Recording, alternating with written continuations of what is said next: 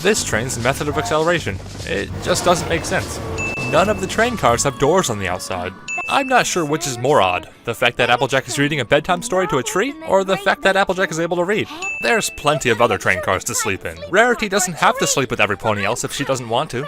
This time, the theme actually is a sin, because immediately following it is an extended period of darkness beyond the usual length. Rainbow Dash only just now notices how fast the train is going. Also, only the Pegasi have ladders to their upper bunks. Kind of ironic. Season 1's shading.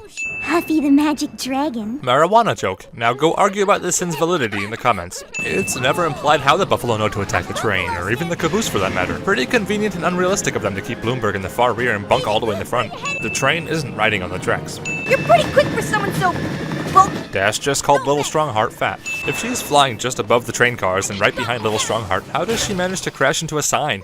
Applejack was in the same train car as Spike, yet somehow she managed to get out in time. What's Spike's excuse?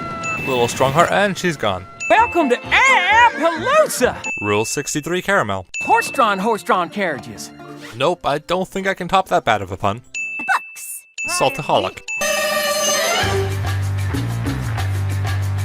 The culture of the native buffalo tribe really shines here. Catch you later, bro. There's no way a buffalo could sleep comfortably in these small teepees. Dash must really suck at hide and seek. We only wanted the tree. The settler ponies have overtaken the land and have planted an orchard all over it. And taking the tree solves that problem how? Little Strongheart is the only female of the herd. His father before him, and his father before him. One eternity later. The element of loyalty sure does waver in her allegiance quite easily, doesn't she? Applejack's saddlebags slip between dimensions. Dash asks Applejack to move the trees, to which Applejack provides a reasonable and realistic response, and Dash replies with, Plant the tree somewhere else. this piano's note progression. There's nothing more annoying than a character's unrealistic ignorance for the sheer sake of cobbling together a weak story. We gotta make sure these apples are clean before we throw them into our enemies' faces. Why won't anybody be rational and reasonable? YouTube comments. How does the chief remain standing while applying war paint?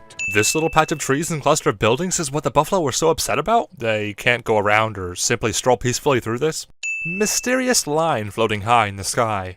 Really, at this point their only reason for attack is Pinky singing. If it wasn't for that, they would have agreed to come to some sort of compromise just as they do at the end of the episode anyway? If you listen closely, you can hear the stereotypical Indian war whoops.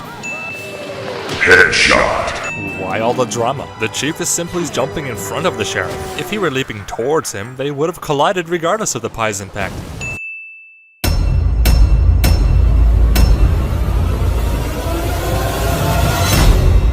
Can I please have more of that mushy stuff? I baked you a pie. Oh boy, what flavor?